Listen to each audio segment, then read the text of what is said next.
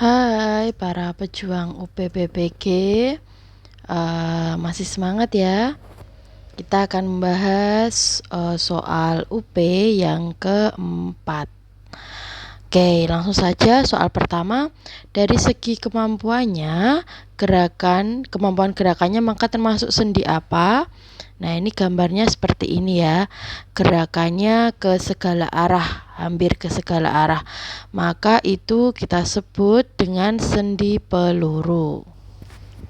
Oke, di sini saya bahas juga tentang bermacam-macam sendi ya. Yang pertama ini adalah sendi peluru. Sendi peluru ini gerakannya ke segala arah. Ya, gerakannya ke segala arah. Di mana contoh dari sendi peluru itu yang pertama adalah persendian antara tulang paha dan gelang panggul. Dan yang kedua sesuai dengan yang ada di gambar ini adalah persendian antara pangkal lengan dengan tulang gelang bahu ya. Jadi sendi peluru saya ulang, tadi contohnya ada pada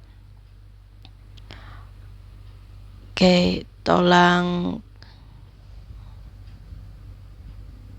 paha dan panggul, tulang paha dan gelang panggul, serta yang kedua itu ada pada tulang lengan atas dengan gelang bahu ya.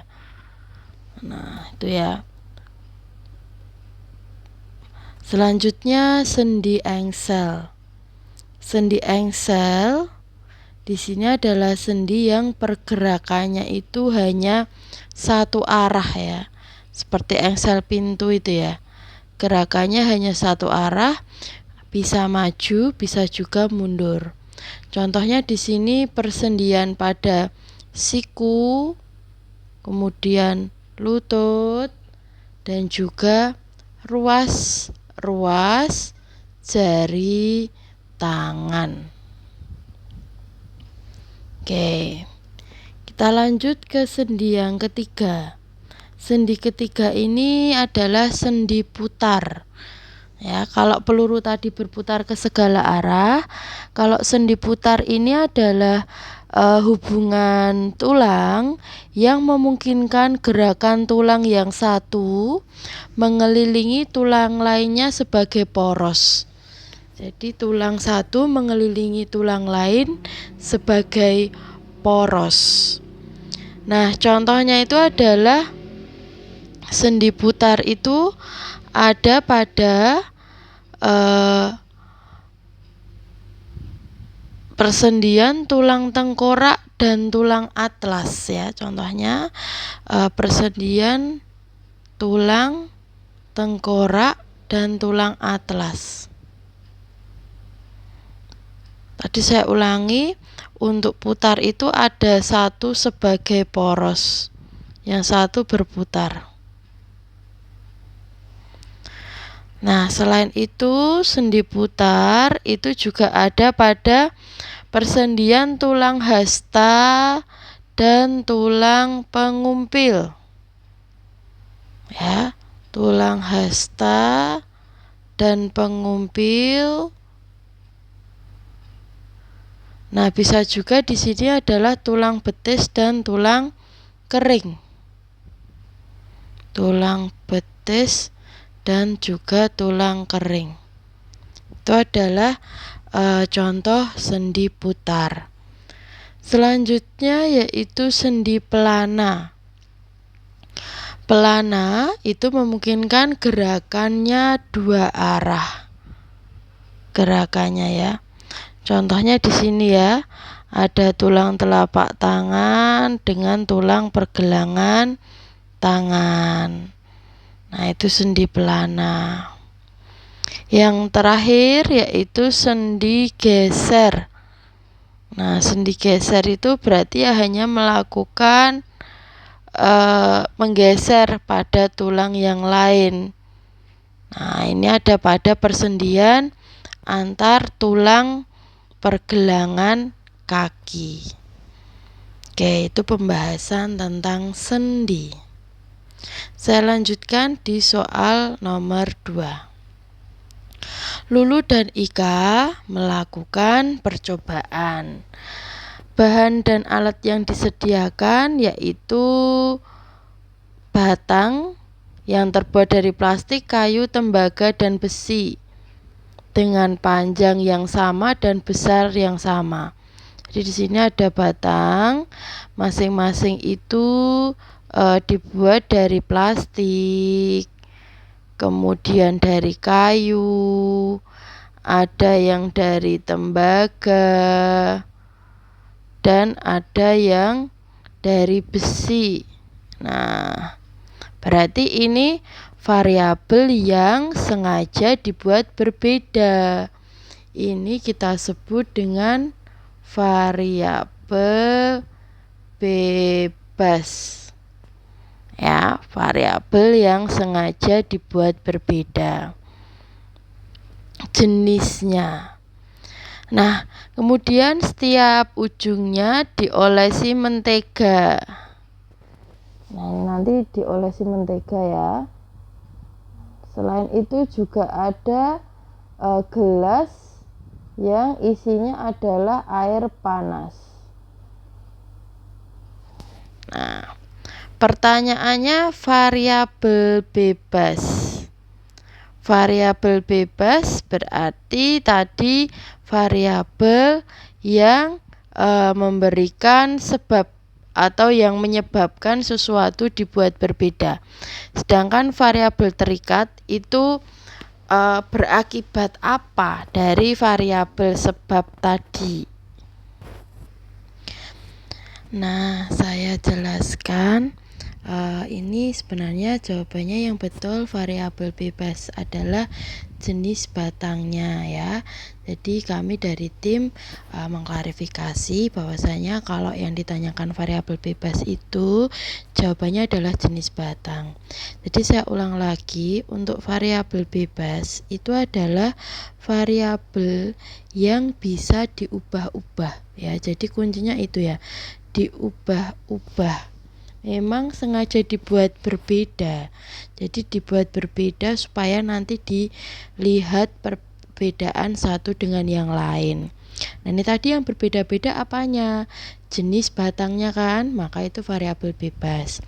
Yang kedua, itu adalah variabel terikat. Terikat ini kan tadi nanti yang menjadi penyebab ya dia, maka disebut juga dengan sebab. Nah, variabel terikat itu adalah variabel yang bergantung. Dia itu bergantung dari variabel bebas. Nah, dari variabel bebas.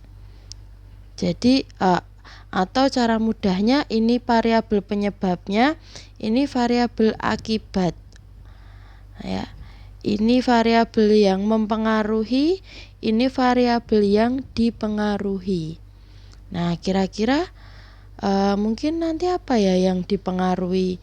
Bisa saja yang dipengaruhi adalah ini nanti menteganya. Nah, karena nanti menteganya itu yang mana yang akan lebih cepat meleleh. Nah, seperti itu. Terus ada juga yang ketiga, itu variabel kontrol.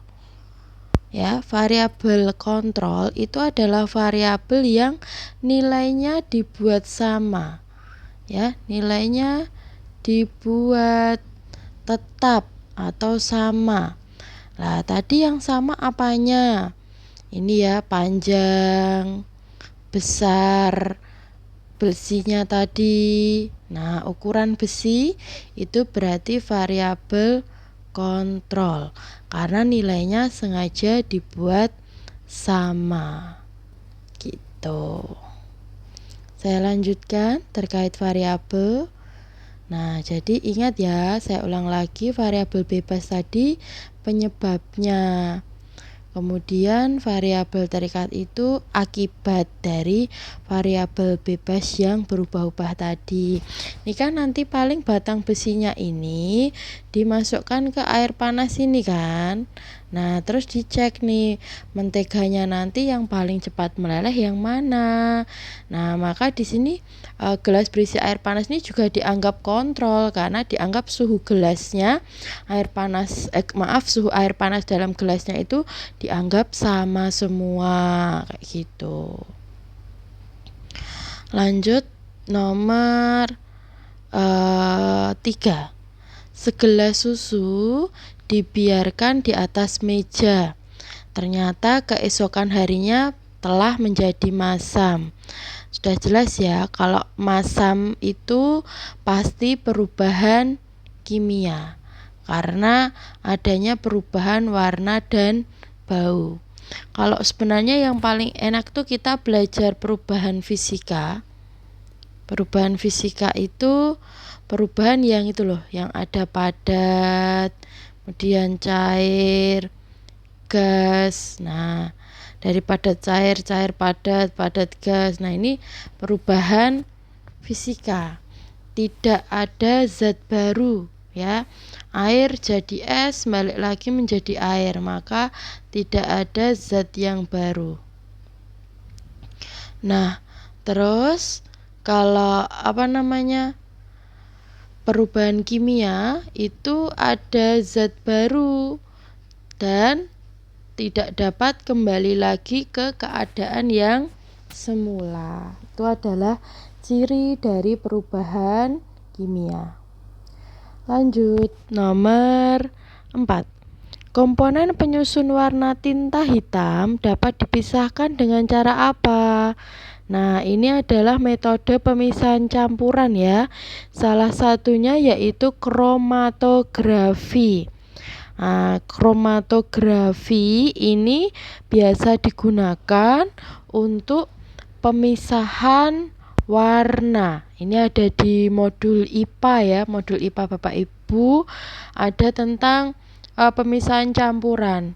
Ada dengan cara penguapan, misalnya memisahkan garam menggunakan air garam, kemudian kita pisahkan garamnya, tertinggal garamnya itu menggunakan penguapan. Kalau penyairingan kan sudah tahu. Destilasi ini penyulingan, biasanya digunakan untuk minyak ya. Oke, kita lanjut. Agar bisa mendapat 2 jenis mangga dalam satu pohon, maka dapat dilakukan reproduksi dengan apa? Nah, ini menggunakan reproduksi vegetatif ya. Contohnya di sini ada mengenten. Nah, ini seperti ini. Kalau mencangkok kan sudah tahu ya. Ada okulasi. Nah, ini dengan menggabungkan mata tunas di sini. Ada dengan merunduk ya, ada dengan stek ya, ini stek. Nah, pertanyaannya, supaya ada lebih dari satu jenis tanaman dalam satu batang, maka kita menggunakan teknik okulasi karena di sini nanti masih di satu batang yang sama. Ini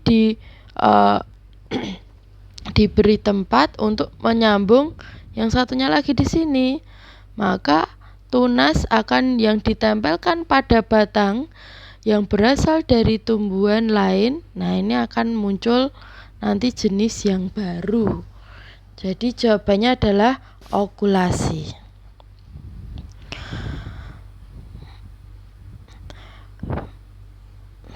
Peran manusia sebagai sumber daya dalam proses produksi, kedudukannya dalam sektor produksi dan tingkat kemampuannya yang diukur berdasarkan produktivitas kerjanya.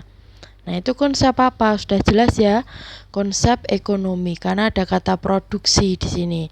Ekonomi kata kuncinya ada produksi, kemudian nanti ada konsumsi dan ada distribusi. Itu adalah konsep ekonomi. Kita lanjutkan. Antropologi mempunyai hubungan dengan sejarah. Nah, antropologi itu ilmu yang mempelajari apa? Ilmu yang mempelajari tentang sejarah revolusi manusia. Ini juga ada kemarin, konsep sejarah itu lebih menitik beratkan apa? Nah, konsep sejarah itu lebih menitik beratkan adalah waktu masa lampau.